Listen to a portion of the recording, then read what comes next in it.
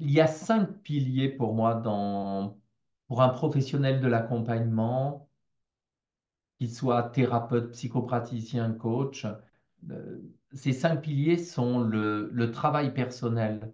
Le professionnel de l'accompagnement s'engage, s'investit, s'implique. Il ne peut pas rester en bordure, à distance. Il doit mouiller sa chemise, il doit se laisser troubler, vibrer par ce qui se passe, ce qui se déploie dans la rencontre. Ce qui veut dire qu'il est fondamentalement convoqué dans cette rencontre-là, et c'est pour cela qu'il y a tout d'abord la nécessité d'un travail personnel et d'un travail de ce qui se passe en séance. Le travail personnel, c'est le travail qu'un thérapeute en devenir ou un thérapeute en exercice doit faire sur lui-même, une propre thérapie, un propre travail psychologique en étant accompagné par un autre professionnel.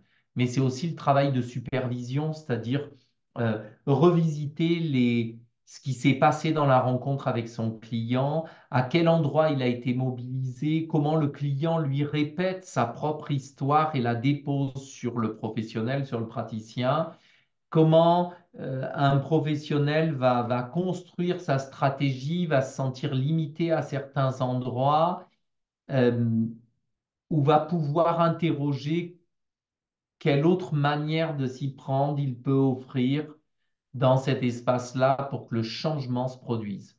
Ça, c'est le premier pilier. Travail personnel et travail de supervision, c'est-à-dire travail d'après-coup.